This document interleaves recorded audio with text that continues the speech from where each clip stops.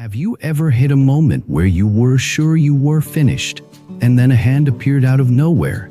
A sentence of guidance arrived at the perfect time, and a door opened that you did not even know existed. Have you ever watched someone live with unusual smoothness, not because they are smarter than everyone else, but because the world seems more willing to help them, as if their life has invisible allies? Welcome back to my channel. Today we are going to talk about something many people say they believe, but only half believe when life gets hard. People call it building merit, people call it virtue, people call it walking the right path, and people often connect it with a very human wish, the wish to meet a benefactor, someone who helps you at a critical moment, someone who introduces you, recommends you, protects you, teaches you, or simply gives you a chance.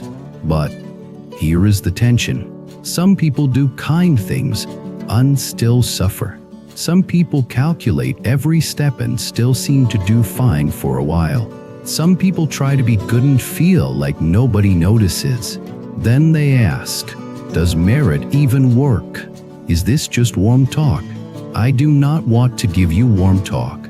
I want to give you something grounded, something you can test in real life, and something that respects both spiritual law and human psychology. So let me place two core ideas in your hands right away. First, a benefactor is rarely random. A benefactor is often the return of causes you planted long ago, ripened through trust, timing, and human nature. In other words, what looks like luck is often the visible surface of invisible practice. Second, people do not lose because they are not clever. Many people lose because they get addicted to short-term advantage. They keep grabbing small profits while quietly destroying the one thing that creates long-term blessing: credibility, clean intention, emotional stability, a trustworthy name. When you lose that, you may still make money here and there, but the path becomes narrower. Doors close quietly, support disappears quietly, and you start feeling like the world is cold, when the deeper truth is that you became unsafe. Now let me tell you a story, because this topic only becomes real when you see it in flesh and breath. Years ago, in a very ordinary city on the edge of a busy district, I met a man I will call River. That is not his real name, but it fits him because his life moved like water, not dramatic, not flashy, but steady, clear, and somehow always finding a way through. If you met River back then, you would not assume he had special fortune. He was not rich. He did not dress like success. He did not talk like a motivational speaker. He did not have that loud charisma that pulls a room. But he had something rarer. He had a quiet vow inside himself. A simple vow, not religious performance. A vow that sounded almost childish, but it was powerful. I will not let myself become a bad person. When life is smooth, that vow sounds easy. When life presses you into a corner, that vow becomes expensive. Most people only discover who they truly are when pressure arrives. Pressure is the real mirror. That year, River's company hit a serious crisis. A project failed, money got stuck, clients got angry, internal blame started spreading like smoke. The team was scared. People were looking for someone to sacrifice. Everyone was trying to protect themselves. You know that atmosphere. It is the atmosphere where kindness becomes rare. The atmosphere where people suddenly become legal experts about why it is not their fault. The atmosphere where friends turn cold because fear is loud. In that chaos, River did something that looked foolish to the people around him. He stepped forward. He did not step forward to show off. He stepped forward because he saw the situation clearly. If nobody owned the mistake, the whole team would collapse. If the team collapsed, more people would suffer. If the client felt abandoned, the damage would spread beyond one project. So River took responsibility for part of the failure, even though it was not all his fault. He went to the client, admitted what went wrong, and offered a practical recovery plan. He did not blame colleagues. He did not dump pressure downward. He did not make excuses. He spoke like an adult. People around him whispered that he was stupid. They said he would become the scapegoat. They said he was volunteering to be punished. They said he did not understand how the world works. But here is the strange thing about the world. The world does work in a certain way, and most people do not see it because it does not reward you instantly like a slot machine. In the middle of that crisis, a senior manager from the client side watched River closely. This manager did not give a speech. He did not give River a dramatic compliment. He said one sentence with a calm face. "You are reliable." That was it. Just that. But that sentence was worth more than a raise. Because reliability is rare when fear arrives. Reliability is a form of virtue. Not virtue as moral decoration, but virtue as strength of character under pressure. And character under pressure is what benefactors look for. Most benefactors do not want to rescue you because you are cute. They want to support you because you are safe. Because if they attach their name, resources, or trust to you, they are also risking themselves. So they ask a quiet question in their heart. If I help this person, will my help be honored or wasted? Will my trust be protected or betrayed? Will this person become stronger or become entitled? That is the real screening process. And River passed it without realizing he was being tested. Months later, that same manager moved to a larger platform, a bigger company with bigger resources. He needed someone he could trust, someone who could carry responsibility without turning poisonous. He remembered River, and he called him. This is how benefactors often appear, not as magical saviors, as the return of your credibility, stored in someone's memory, ripened by timing. Now, I want you to notice the deeper layer. River did not chase a benefactor. He did not network desperately. He did not flatter. He did not beg. He simply chose the right action when it was inconvenient. That right action became a seed. That seed became trust. That trust became a door. People called it luck, but it was cause and effect. Now you might say, okay, but what does building merit actually mean? Is it donating money? Is it volunteering? Is it religious rituals? Those can be part of it, but they are not the core. The core is your intention and your choices in small moments, especially when nobody is watching. If you want a grounded definition, building merit means you reduce harm and increase benefit repeatedly with clean intention. And you train your mind so it does not collapse into greed, anger, and delusion. In Buddhist language, people often talk about the three trainings: precepts, concentration, and wisdom. Precepts are not just rules. They are protection. They protect your future from your impulses. They are the decision to not create certain kinds of harm, because harm always returns. Concentration is your ability to stay steady when temptation and emotion rise. If you cannot stay steady, you will betray your values the moment pressure touches you. Wisdom is seeing cause and effect clearly. Wisdom is understanding that a small dishonest profit can cost you a large future blessing. When you have these three, people feel it, even if you never talk about spirituality. People sense safety. Safety is the root of benefactor energy. Now let me tell you another story, because River is one type. The second story will show a different form of merit, the kind that looks quiet, feminine, ordinary, and powerful. I knew a woman I will call Grace.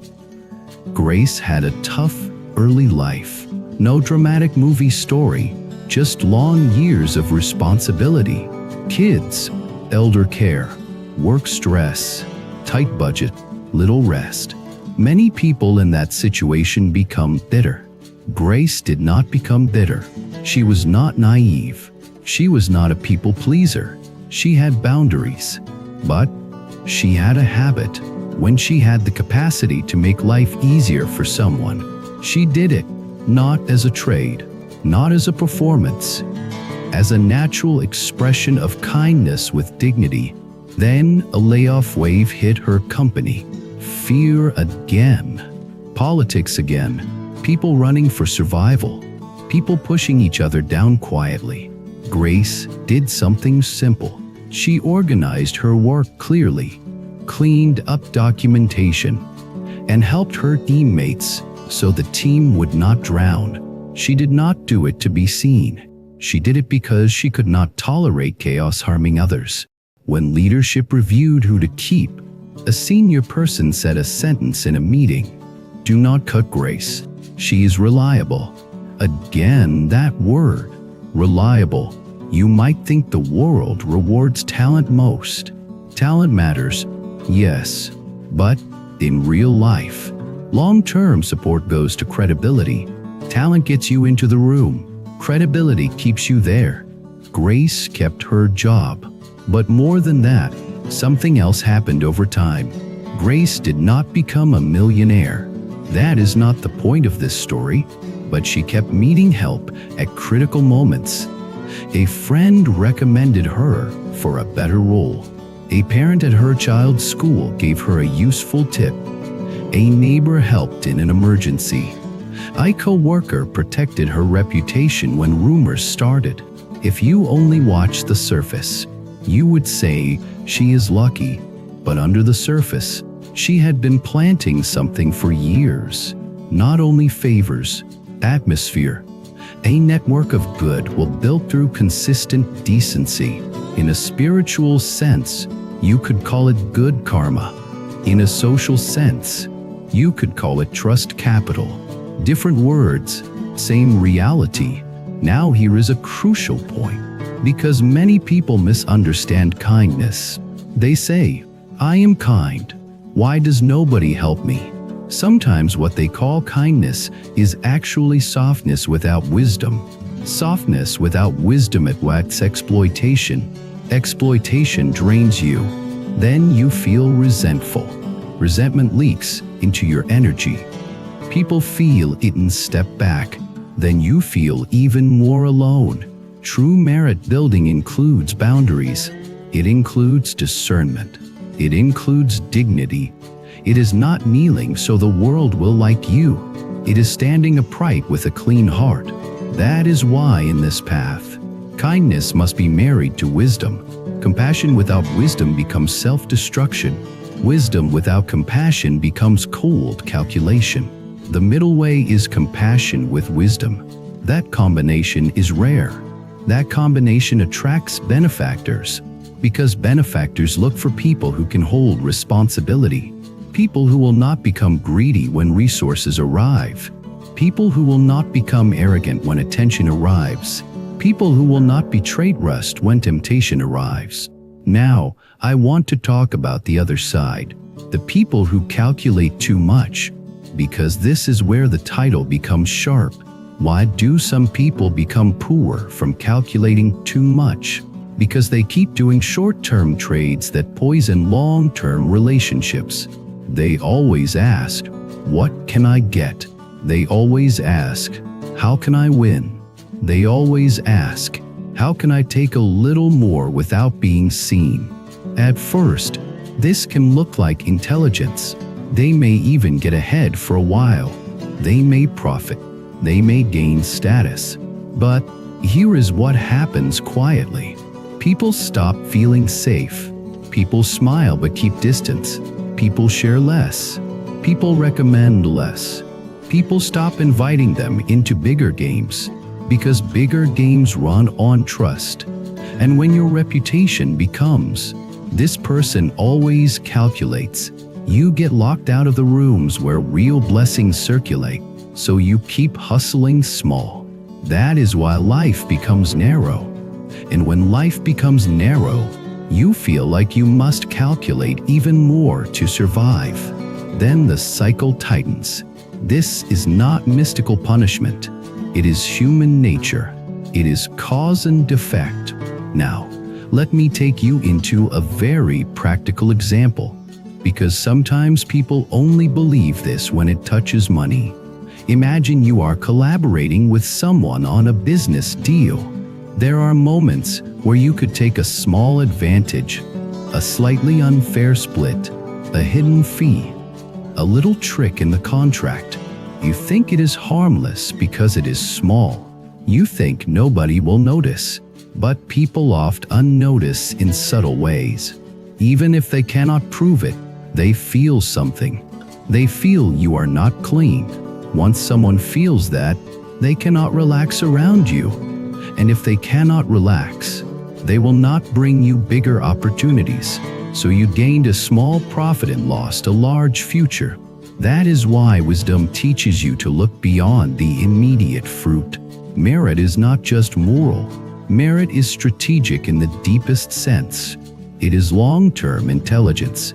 Now let us go deeper into the spiritual layer without turning this into religious preaching. In many traditions, there is a principle that those who align with the way receive support, and those who deviate lose support.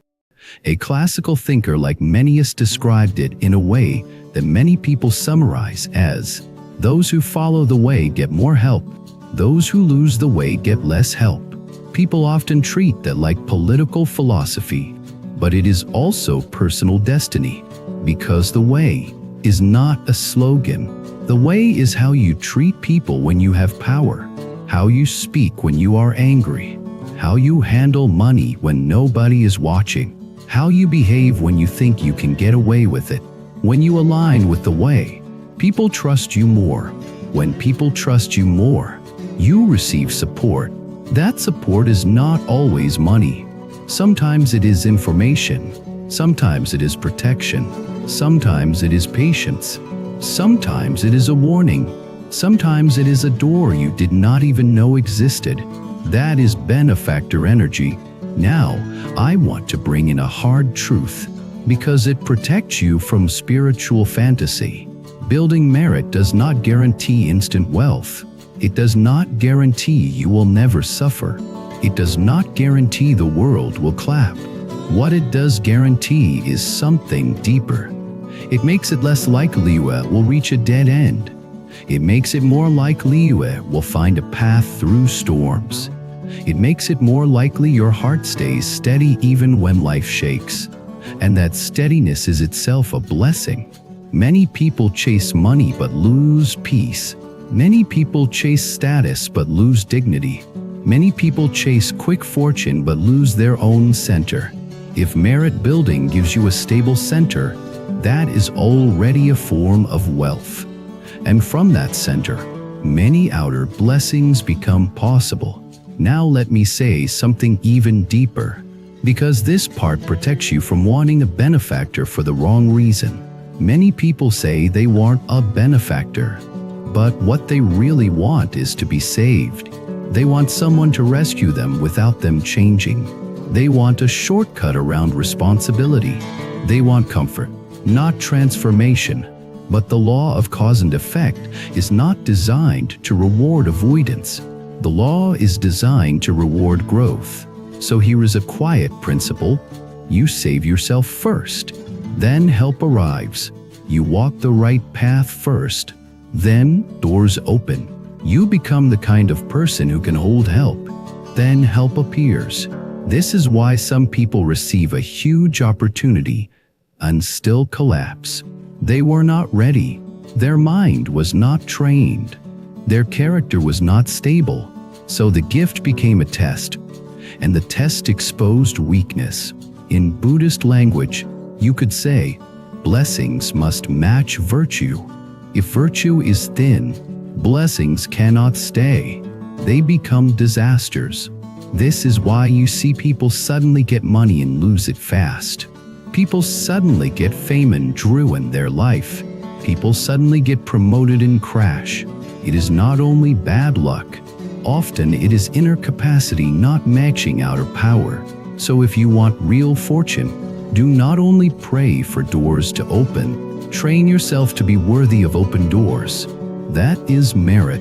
Now, how do you actually build merit in daily life without turning it into a rigid performance? I do not want to give you a checklist like a school assignment. I want to give you a living rhythm, a way to live that naturally grows trust and blessings over time. Imagine you wake up in the morning and you do not start by feeding your mind with noise. You take a moment to set an inner direction. May my words be softer today. May my actions be more honest today. May my heart be cleaner today. This is not superstition. It is orientation. Orientation protects you from drifting. Then, during the day, when conflict appears, you train the smallest but most powerful skill. A pause.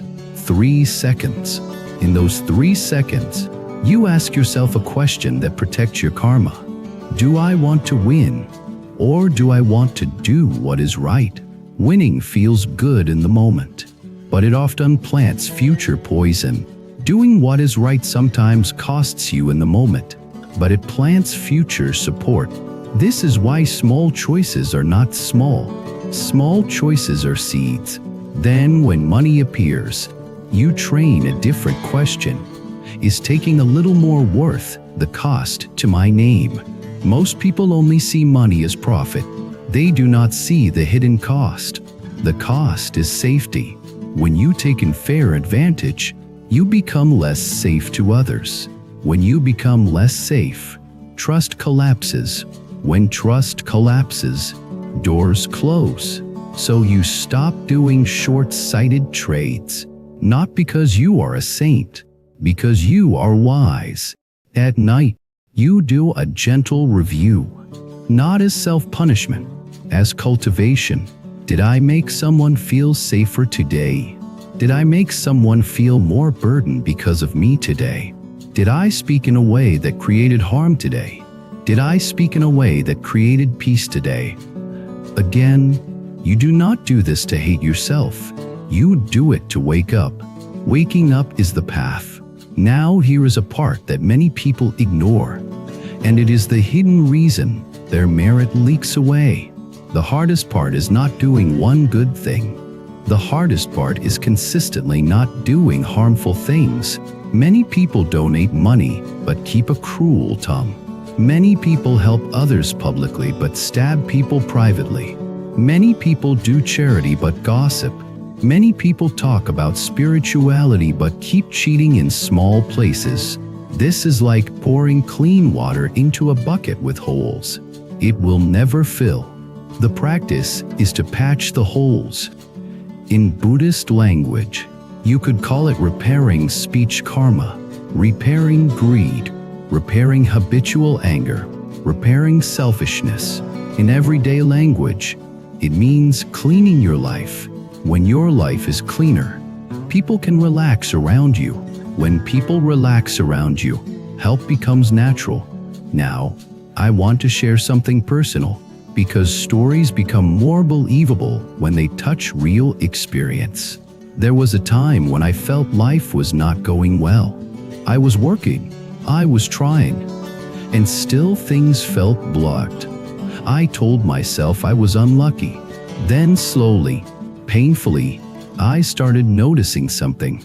My words were not always clean. Not big lies, not dramatic betrayal, just small things, quick irritation, careless sarcasm, hidden resentment, secret comparison. And I noticed something else. In cooperation, I sometimes wanted a little more, a little extra credit, a little extra comfort, a little less responsibility. Nothing that would make me look evil, but enough to make me less reliable in subtle ways. That is how merit leaks. Not through big crimes, through small daily habits. When I began correcting those habits, I did not become rich overnight. That is not how reality works. But something shifted. My mind became steadier. My speech became more careful. My relationships felt safer. People began trusting me more. Then opportunities started appearing, not like fireworks, but like doors quietly unlocking. A person recommended me. A conversation turned into a new path. A warning arrived before a mistake. A mentor gave me a sentence that saved me months.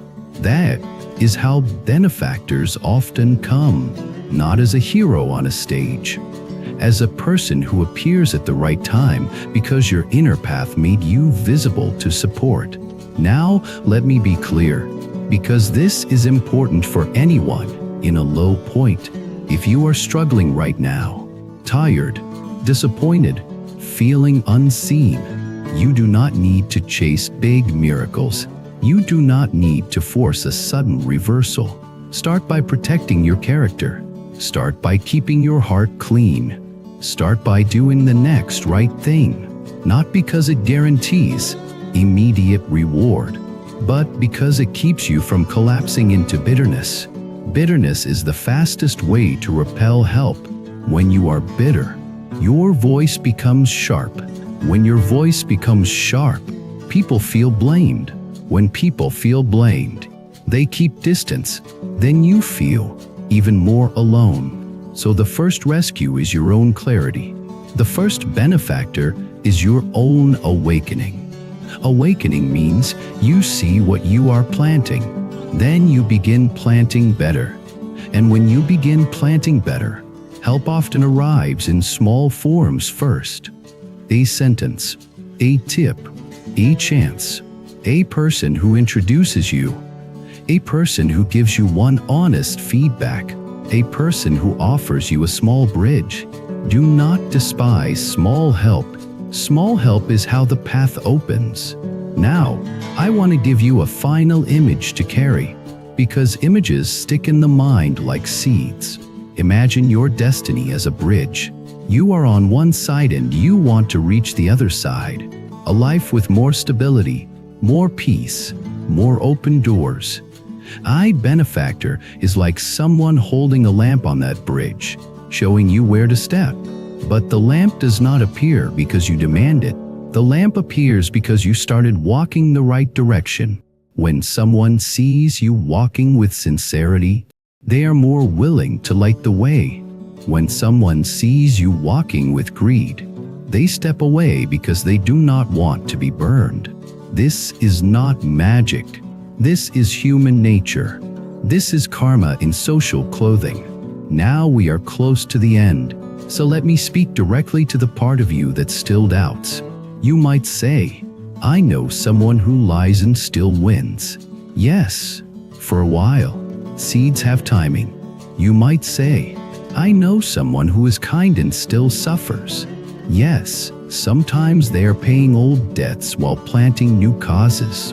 Do not judge by one season. If you only look at today, you will misunderstand the whole year. The deeper question is not, do cheaters sometimes win for a while? The deeper question is, what kind of life do you want to live long term? And what kind of inner person do you want to become?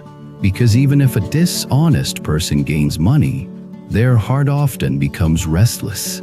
They cannot trust others because they know what they do. They live with hidden fear.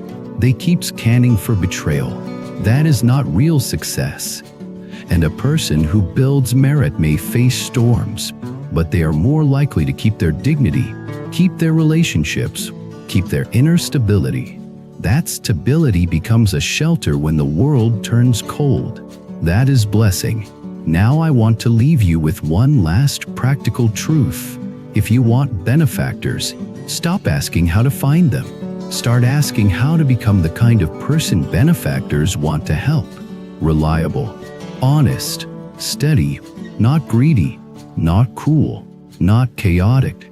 This does not mean perfect. It means sincere practice. And practice is daily, Small daily choices. A clean word. A fair action. A pause before anger. A refusal to profit from harm. A boundary spoken without poison. These are seeds. Seeds become your name. Your name becomes your doors. Your doors become your destiny. Now I want to hear from you. Do you believe building merit attracts benefactors in a real-world sense?